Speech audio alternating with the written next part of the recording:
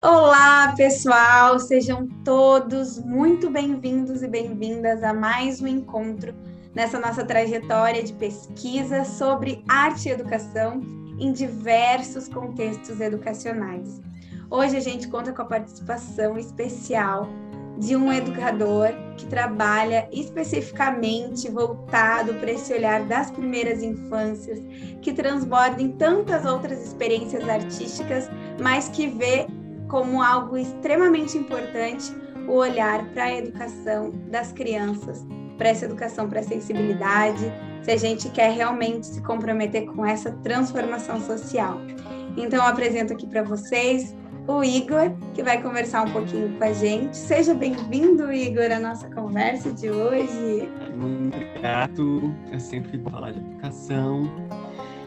Eu tenho outras formações, mas assim, ser arte educador foi o que me deu um sentido para minha vida, né? Assim, para contribuir para minha nação, para a comunidade de onde eu venho, né? Poder devolver a minha contrapartida, assim. Então, eu acho que para a educação infantil, então, para mim é super necessário estar atuando ali, porque eu acho que é revolucionário. Que lindo! Poderoso. E assim começamos a nossa conversa. Já vou pedir para te se apresentar, né? Falando um pouquinho de ti, da tua formação, né? Da tua trajetória também com a arte e educação, para a gente já te conhecer melhor. Pois é, então, eu me formei ali em 2019, em licenciatura em teatro em Pelotas. E, na realidade, eu levei um tempinho dentro dessa faculdade, porque eu fiquei 10 anos em Pelotas, então o curso não durou 10 anos, mas entre experiências e experiências que tive, então não acabava o meu tempo ali naquela cidade, no sul de Brasília, na fora de Brasília. Tinha me formado em comunicação social, tinha feito uma especialização em produção de moda, e faço teatro desde os 12 anos, em projetos sociais, em oficinas, em centros culturais de Brasília, mas nunca tinha visto isso como uma possibilidade de me profissionalizar, né? Até porque existe um eixo muito delimitado no Brasil, né? Que é o eixo de São Paulo ali. Então, ser ator era um sonho muito distante, assim. Então, era meio que meu hobby. Eu fui também por conta de uma terapia, que eu era uma criança muito introvertida. Uma professora de história recomendou para minha mãe que eu fosse fazer teatro. Eu sabia me comunicar muito bem através da escrita, e quando eu ia apresentar qualquer coisa, era um desastre, assim. E aí ela não via o porquê daquilo, para uma pessoa que sabia escrever, tinha a possibilidade de falar também. E tinha que encontrar esses mecanismos. E dizia ainda assim, que os tempos que virão serão os tempos da imagem. Então, era esse menino para aprender a se comunicar. E minha mãe pegou e falou, não, tá, deixa eu fazer isso. Eu estava na 7ª série. E aí foi ótimo, assim, porque o teatro não só me ajudou a comunicar, que eu realmente virei tagarela, mas me despertou para a minha sensualidade, me politizou, né? Me fez desenvolver um poder crítico, uma crítico-reflexividade fortíssima, assim. E aí acabei caindo na UFPEL. E foi maravilhosa, assim, a UFPEL na minha vida. Os projetos de extensão no qual eu participei, que é o TATá, o Núcleo de Dança Teatro da UFPEL, que até hoje eu sou vinculado, que é uma vertente do professor, artista e pesquisador. Então, a gente tanto criava espetáculo para apresentar na escola, como a gente criava material didático de apoio aos professores que iam colocar esses alunos para fruir essa obra de arte, porque a gente tem que ter formação de público também, né? Não é só levar o espetáculo. Se você não está acostumado àquela linguagem, você não vai entender, você não vai criar empatia, né? São tantos meandros quando se fala de arte, né? Então a gente é um alinhavar que é preciso. Por isso que mais arte e educação tem que haver mesmo no contexto escolar, né? Porque são muitos as pecinhas que precisam ser... E aí o Tatá me fez ver isso. Tipo assim, então a gente também tinha que fazer produção cultural, né? Porque as pessoas não sabem, por exemplo, era um espetáculo de dança-teatro. Aí você chegava para apresentar no dia, não tinha nem passado uma vassoura, um pano que fosse no lugar, como que a gente ia rolar no chão, ia dançar, não sei o quê. Então, você imagina os desafios de ser esse professor, pesquisador e artista. Então eu fui entendendo, nossa, quando eu for atuar nas escolas por qual eu for trabalhar, as pessoas vão saber disso. Elas vão saber, as pessoas não têm a mínima noção do que é arte, o que é arte da presença, o que é circo, o que é performance, o que é dança, o que é teatro. Talvez elas tenham um pouquinho mais, assim, do que é a música, porque a gente é um povo musical, né?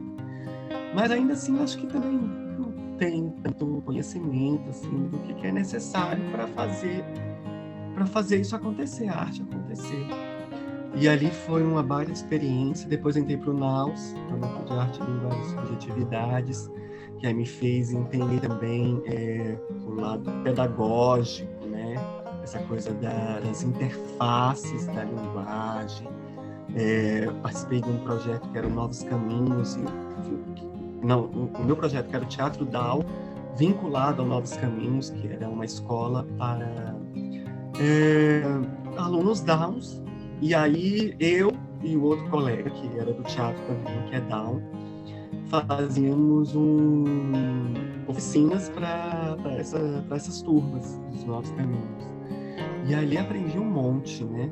Porque a gente acha que a gente sabe, né? Que a gente entende, não, eu sou solidário, eu sou empático. Não. Para você conhecer pessoas, né, excepcionais, PCDs e todas as pessoas que não estão dentro daquilo que é padrão, você tem que, de fato, conviver com elas, entender quais são as necessidades dela, quais são os desafios dela, e, às vezes, quais são as facilidades inúmeras que você está chegando ali e coloca que está cheio de ideias. Não tem problema nenhum com isso.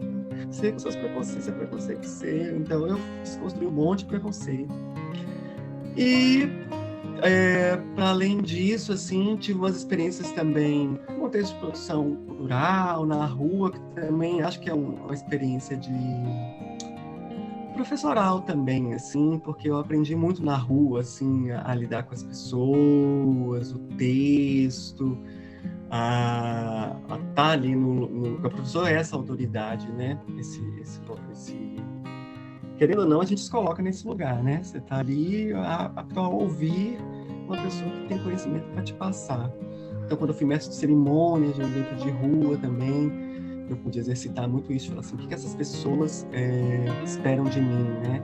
O que eu posso levar para elas enquanto informação sobre esse evento que é dessa cidade, desse município, eu nem sou daqui. Então, ali eu me despertei para, tipo assim, eu preciso levar legado ancestral, para que essa cidade que se acha um vice europeu em plena América Latina, né? E o Brasil acha que o Sul é europeu, é o lugar mais europeu, mas é uma cidade améfrica, é uma cidade tão negra quanto Salvador na Bahia, quanto São Luís do Maranhão. Então, isso me despertou para isso também. Tipo assim, eu tenho que contar histórias, eu tenho que falar sobre lendas, mitos, sobre o que de fato nós somos. Se enxerga Pelotas. E aí, quando eu fui de fato atuar numa escola, já estava todo armado, assim. Que foi na UIAC, onde eu tive a minha maior experiência, que aí eu juntei tudo isso, assim. Eu já tinha acesso ao drama, que é uma metodologia de ensino aqui de Florianópolis, desenvolvida na UDESC pela Bianchi Cabral, que eu acho formidável, que trabalha muito com essa coisa da cultura local, né, de trabalhar contextos teatrais através daquilo que as pessoas já conhecem, né, dos contos, dos causos, das lendas. E infantil, eu achava de suma importância mostrar para aquelas crianças que, apesar de elas serem abastadas e privilegiadas, elas estavam em um lugar que tinha muita história. E não era história só dos doces finos portugueses. Eram histórias dos indígenas que habitavam ali, da escravidão, que foi horrível, foi um holocausto aqui no local. Claro, eu estava falando com crianças, então eu sempre estou utilizando de parábolas, e nada melhor do que falar em parábolas do que usar lendas, mitos, né, contos. E não tem porquê se encher de dedos para falar a verdade para as crianças, porque elas já chegaram no mundo. E esse mundo é cheio de aflições. E você tem que aprender a lidar com isso desde a tenra infância para ser forte, né? Para saber daqui que eu vim e vou contribuir para ser melhor. Porque senão eu fico vivendo uma grande ilusão. E eu acho que aí que a arte educação começa a fazer a diferença, assim. Então, na UPA eu comecei a trabalhar com drama, com contação de histórias de lendas e mitos, e também, e no drama também tem muita coisa do pacote de estímulos, né? Então, se eu ia falar sobre ancestralidade africana, eu levava bonecas de Abayomi, né? Porque o Naus apresentou uma exterior maravilhosa, que era, né, a Dona Cirlei. Eu nunca tinha escutado falar sobre a Abayomi. Gente, nossa, eu já um tio no Brasil, que é a Méfrica, né? Na América Latina. Como eu nunca escutei falar de... Meu avô tem um sítio dentro de um lugar quilombola, e eu nunca tinha escutado falar de boneca Abayomi. Então, não, agora isso vai fazer parte da minha prática, né? Sala de aula. Se eu ia falar sobre lendas amazônicas, porque eu tenho... Então, também passa muito pela minha história de vida, né?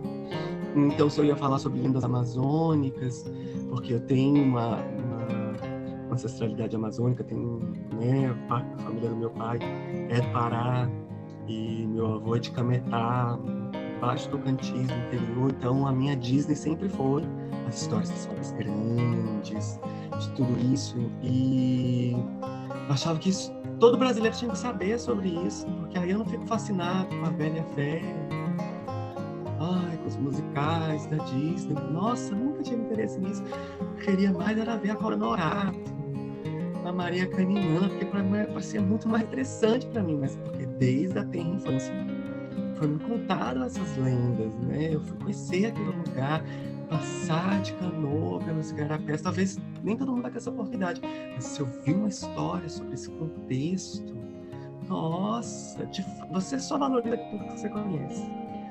E então aí eu fui montando, né, como ensinar pessoas, como fazer teatro para crianças tão pequenas, porque as pessoas estão muito focadas nesse teatro burguês, né?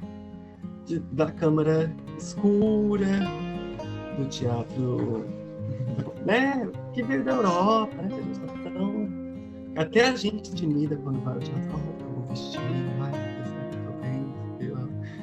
mas nós somos, o nosso teatro é muito poderoso também, nossas manifestações teatrais se dão das formas mais variadas, assim. Então, quando você vê os folguedos, né, as manifestações de rua, os cortejos, que é teatro. E isso pode ser levado para a escola, né? E para que as crianças valorizem isso, você pode...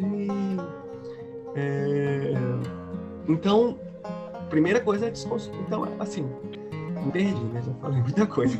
Mas esse foi o meu processo, assim, né? De ir passando pela minha história, pelas minhas experiências. E aí, quando eu cheguei no chão da escola, no piso da escola, eu falei, não, vou arrumar tudo isso. Tem a oportunidade agora de fazer de tudo isso algo potente.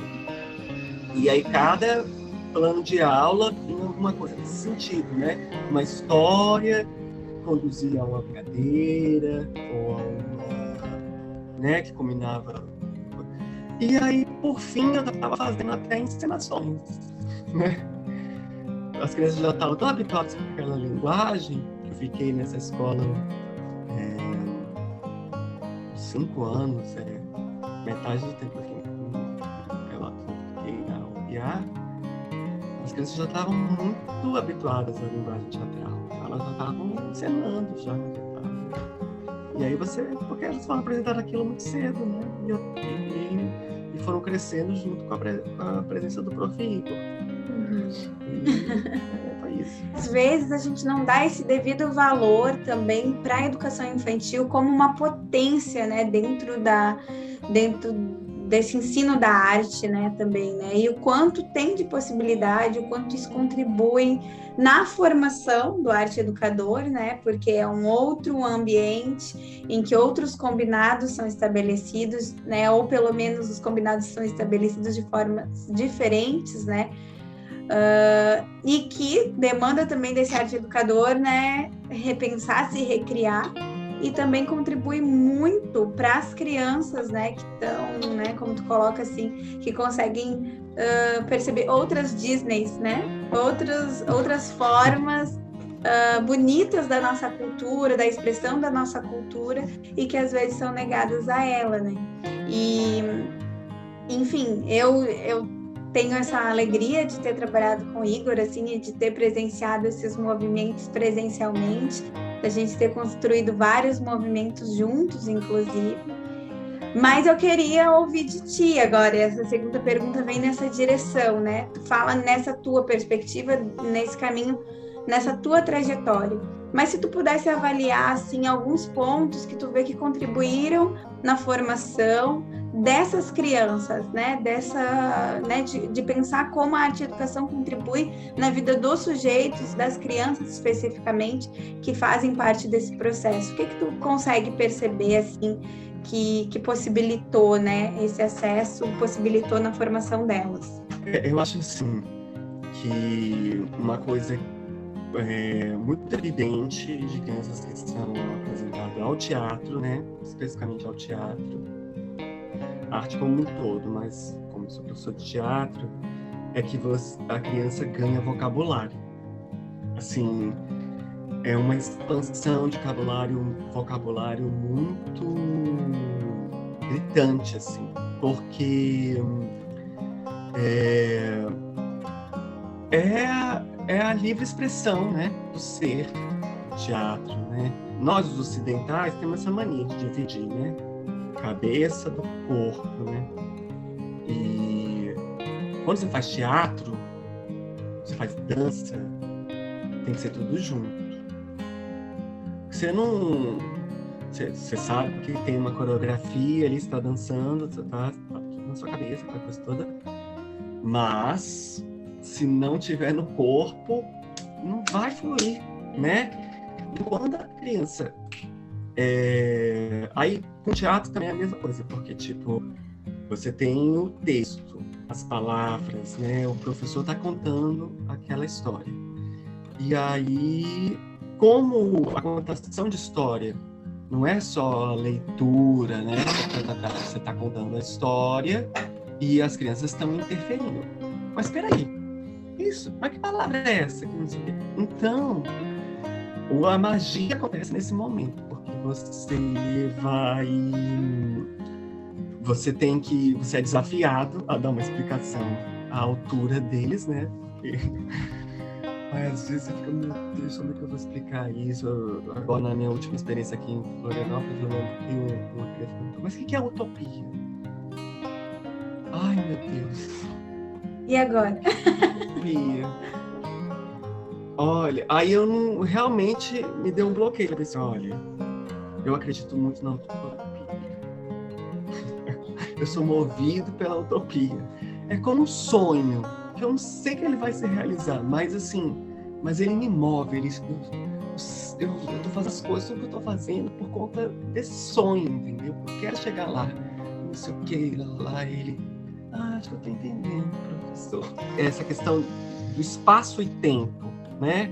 Fenizada, espaço e tempo. Essa noção também, o teatro consegue trazer de forma muito genuína, muito intrínseco, porque aonde eu estou fazendo a cena, entendeu? Aonde é diferente do lugar onde está a plateia, quem assiste, quem vê. Então, os variados espaços, né? Na UPA, por exemplo, é uma escola montessoriana, tudo já é espacializado. Mas com o teatro, então, a gente podia também mudar os espaços, porque, né? às vezes é muito, aqui o espaço de musicalização, aqui o espaço não sei o quê, blá, blá, blá. Com o teatro a gente demandava um pouquinho, mas ainda assim a gente não estava criando caos, a gente estava fazendo as crianças compreender que espaço e tempo, essa noção, elas confluem, né? É uma confluência. E eu tenho que ter essa noção de, tipo assim, aqui é o refeitório, mas se eu empurro as cadeiras para lá, se eu coloco isso aqui para cá, pode ser uma pista de dança, a gente pode dançar aqui, não sei o que lá, e depois a gente devolve para o espaço. Então eu acho que o teatro é muito isso, o trabalho coletivo, né? Que dá essa noção de espaço-tempo, né? Isso que eu fiz aqui, esse mesmo movimento que eu fiz aqui nesse pequeno espaço, posso ampliar no espaço maior, né? Pode ficar muito maior, mas se o espaço for reduzido, eu posso diminuir. Então, a noção de espaço-tempo também é muito importante, porque isso gera muito conflito em sala de aula, né? Dentro das famílias, nos lugares que são cada vez menores, né? Então, para a criança ter essa noção de espaço-tempo também é muito importante. Em outras experiências de educação, às vezes a gente até é ensinado, mesmo que não seja o ideal, né, a ter uma receita pronta para qualquer grupo, né? Mas quando a gente está falando de arte e educação, não dá, né? A gente precisa ver aquele grupo específico, quais que são as demandas, especificamente quando a gente está falando de crianças pequenas, né? Como que a gente vai né, ver qual que é a necessidade de cada um, né? E aí, quando tu fala da questão do vocabulário, né? Às vezes são etapas do desenvolvimento diferentes. Então, eu acho que também a atuação do arte educador nesse espaço é fundamental também nesse improviso, né? Nesse jogo de improviso e de adaptação a esse espaço, assim, muito legal, assim, isso que tu traz. E até essa próxima pergunta vem um pouco nessa direção, né? Mas se a gente vê a estrutura que o nosso país hoje está pensando, tanto a educação quanto a arte, não está possibilitando esses movimentos, né? Muito pelo contrário, está cada vez mais cerceando o direito das pessoas de ter acesso à educação, de ter acesso à saúde de qualidade, né? Vide aí essa pandemia que a gente está enfrentando, né? E com todas as fake news, todo esse processo, além ainda de toda a destruição desse patrimônio cultural que está sendo, né, destruído, tanto o material quanto o imaterial, né, que está se fazendo questão de, enfim, né, de se dissolver no tempo e a gente perder essa memória, né? Então, nesse sentido, eu queria te perguntar com relação aos desafios. Às vezes a gente pensa nos desafios, né, que obviamente temos aí no cenário nacional, cultural, etc., mas também os desafios da sala de aula, né? A gente vem falando muito sobre esses sonhos, e aí como o menino, né, teu aluno falou dessa utopia, que a gente também não sabe muito bem explicar, mas que é o que nos guia, né? Mas quais são, então, os desafios que tu percebes aí nesse nosso cenário da arte, da cultura, inclusive dentro dos espaços de educação? Eu sempre comentava, assim, quando eu ia tentar falar sobre o Brasil e educação, né? Eu me sinto muito devedor às políticas públicas, né, às quais eu fui apresentado. Então, eu não sei se foi a universidade, se foi a minha família, não sei o quê, mas eu tenho uma noção de contrapartida social muito grande, assim, de que a minha escola pública não foi de qualidade, mas ainda assim eu tive uma escola pública, né, que me resguardou, que me protegeu ali quando meus pais precisavam trabalhar, quando a minha mãe enlouqueceu, com todas as dificuldades que uma criança está exposta nesse país, né?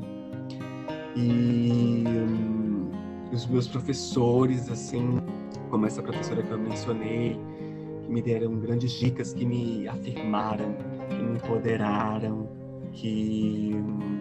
então eu me sinto muito, assim, devedor mesmo, assim, eu não sei se algum dia eu vou ter a sensação de que, não, paguei. E quando você tem acesso à arte, cultura, você falou esse termo que é maravilhoso, a imaterialidade, né, com o patrimônio imaterial do seu país, você tem acesso a você, né? O que eu quero? Quem eu sou? Da onde eu vim? Para onde eu vou? Começa a responder essas respostas, começa a responder essas perguntas, entende? Você começa a ser, não ser mais um, as pessoas começam a se organizar, porque, por exemplo, teatro, por exemplo, Zé Celso fala que ele não vê monólogo como teatro, porque para ele teatro só existe se for em coletivo. E eu acho isso, sim, fidedigno. Eu só faço teatro porque é coletivo, fazê-lo dentro da escola, porque escola é coletivo, então algo que cabe perfeitamente.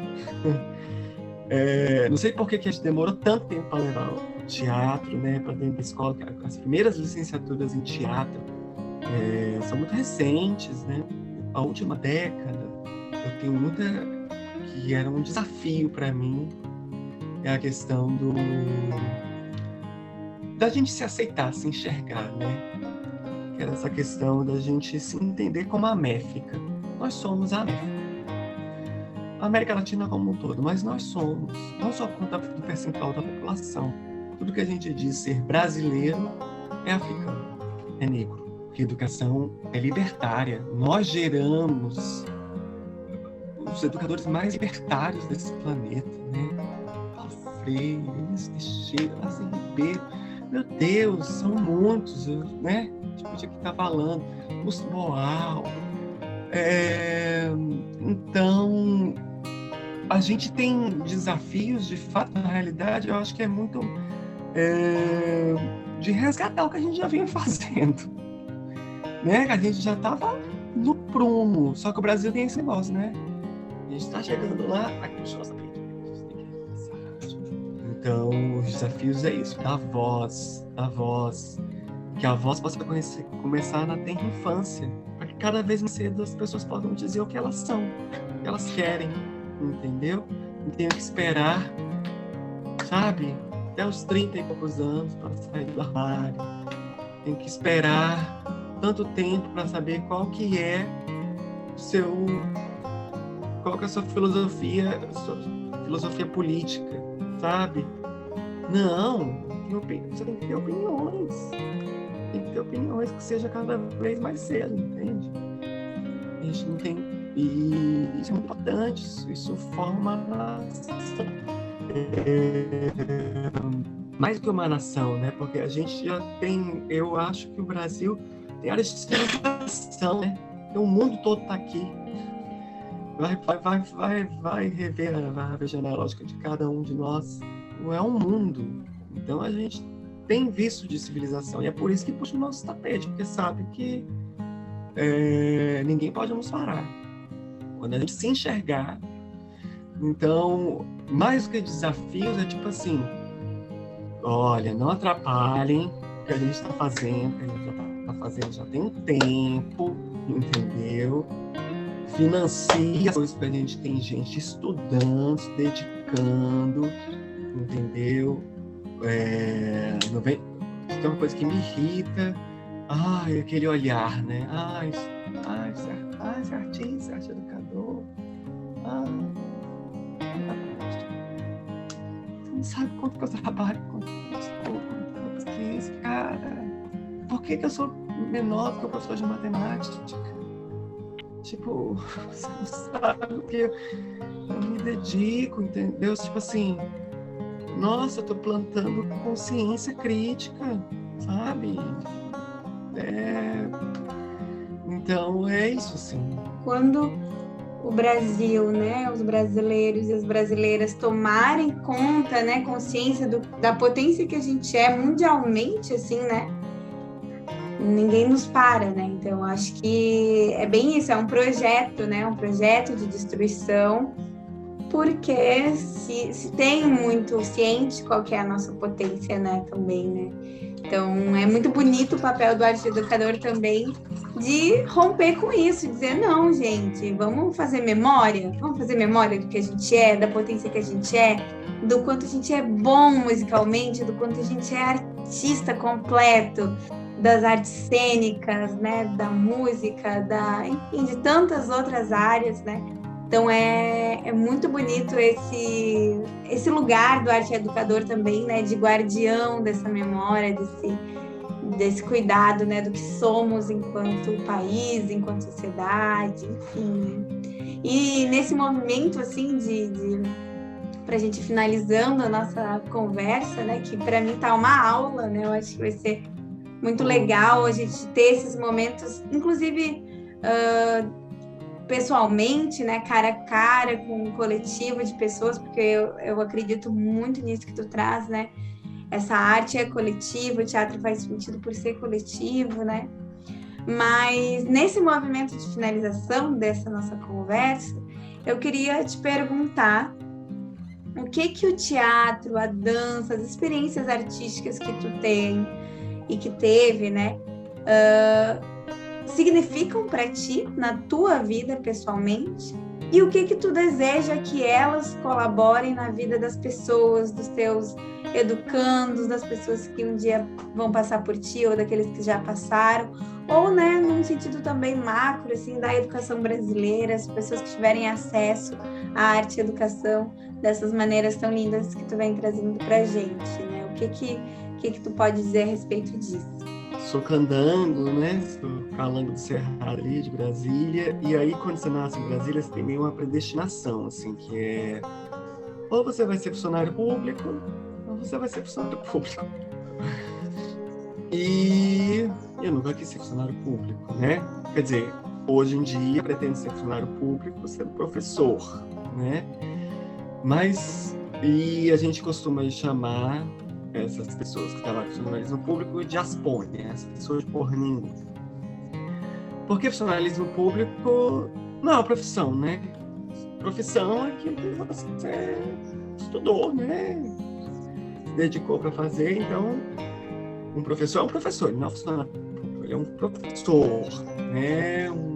Antes era um profeta, hoje são professores. E quando eu optei por ser professor, eu desisti de uma profissão que era publicidade, né? Que era comunicação social. Não que eu não continue sendo um comunicólogo, né? Eu me valho muito por aquilo que eu aprendi, eu dou muito valor a esse conhecimento, dou valor a qualquer conhecimento, mas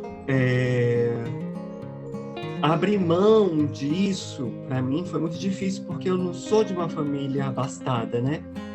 E eu tinha ganhado uma bolsa, tinha feito aquele curso, na verdade eu sabia que aquilo não era para mim, mas eu queria mais, eu queria me sentir necessário, útil, sabe? Assim, eu queria chegar na minha velhice e falar bem assim, caraca, velho, eu tenho uma história de vida. E eu tô só no início da minha carreira, né? Me formei ontem, mas eu já sinto assim... E eu sempre chego em escolas, em projetos que estão iniciando. E isso para mim é tão mágico, porque eu gosto de pensar a educação como isso que não tem fim, sabe? Que não para. A educação é algo que nunca pode parar. A gente não pode achar que ela está pronta, né? Porque ela é sempre para as novas gerações. Então, para cada nova geração, uma nova educação, uma nova escola, uma nova forma, um novo modelo, um novo olhar. Porque nós estamos em constante processo de evolução, né? E então eu queria ser lembrado como esse professor, eu sou aquariano, né? Eu queria ser lembrado como esse professor da vanguarda, que pôde, como essa professora falou, olha, o mundo está vindo aí, é da imagem, que se comunica, e ela previu, né, cara? Isso nunca saiu da minha cabeça. Eu quero ser esse professor. Querendo ou não, eu tô falando do passado, mas que tá sempre falando assim, olha, gente, o futuro tá ali, ó. Tá ali. Abram os olhos. Não se apeguem. se apegue a isso, não se apegue a essas coisas. Vamos seguir, vamos a vida, vamos ver a vida, que ela seja com abundância, que eu seja essa pessoa que suscite a vida, entendeu? Que esteja sempre antevendo o que está por vir, né? Porque eu gosto sempre de fazer essa analogia, e que não deixa de ser essa analogia do prof, né? Que é professor e profeta, né? Porque é isso. A gente tem falado muito isso, né? Sobre essa educação integral, né? Mas o que é essa educação integral no final das contas, né? É essa percepção do ser de forma integral, né? Então, o educador, ele também traz essas vivências, né? Então, não tem como apagar e nem sequer apagar, né? Quem tu é, de onde tu veio, as tuas experiências, as tuas dores, as tuas alegrias, a tua experiência no mundo, justamente porque essa experiência no mundo agrega na vida desses educandos, agrega na vida das pessoas. E é isso, né? Se a gente fala tanto que a arte educa para a sensibilidade, ela também precisa passar por esse lugar, né? De nos educar enquanto sociedade para perceber o outro nas suas diferenças, nas suas profundezas, nas suas especificidades, né? Então, fico muito contente de te ter aqui com a gente, então já te agradeço muito, sim, vou encerrando esse momento te agradecendo por tudo que aprendi contigo durante toda essa trajetória, né, que a gente esteve junto e está, né, em projetos futuros, inclusive, e te agradecer por estar aqui dando essa aula também, porque eu acho que é muito importante a gente se ouvir enquanto arte educadores e estar também atentos a essa vanguarda, né, essa novidade que vem, que está chegando e que já é presente, né, no nosso dia a dia. Então, te agradeço muito. Eu te agradeço também sempre por mais uma oportunidade, né? Tá me abrindo aí. E essa parceria já é antiga, né? A gente já tem uma história juntos, 2 aquarianos, assim, que a gente geralmente tem do mesmo, as pessoas que os aquarianos se amam, né? Quando você encontra. E a gente porque e eu acho que professores adoram estar junto porque sabem da importância, né? É verdade, a gente é isso, assim, só existe educação se tem espaço de ensino-aprendizagem, de relação de ensino-aprendizagem e espaço didático-pedagógico. Por mais que seja virtual, é isso que a gente está construindo. Esse projeto lindo, a gente tem que se ouvir mesmo, tem que dirigir. Eu acho que para tudo a gente tem que... Eu acredito muito no saber de experiência. É claro que o conhecimento científico é poderoso, né? Dou muito valor, mas a sabedoria que vem da experiência, ela ninguém te tira, ninguém te toma. Você tá aí, né, as terreiras, resguardando os saberes, né, se não fossem esses lugares, né, as aldeias, que ainda nos fazem ter contato com tanta coisa, né, e a nossa educação tem que ter mais disso. E por mais que a gente seja todos tecnológicos, interface, aquela coisa toda, a gente não pode esquecer que a gente também advém de tribos, de reinos, não só europeus, não só mesmo, muito mesmo. E mesmo esses reinos europeus vieram de outras tribos, de povos primitivos. Igor, sempre bom te ter, e agora aqui, né, na Grande Florianópolis, reescrevendo, criando novas histórias para contar histórias, né, com esse excelente, esse exímio contador de histórias, que eu sou encantada e sou Muito grata por te ter aqui, viu? E para todo mundo que está nos acompanhando, né, nesse percurso de estudos, de aprofundamento sobre a arte e educação em diversos contextos educacionais, a gente vai ficando por aqui e eu espero vocês nos próximos encontros para a gente seguir os nossos debates. Um beijo e até lá!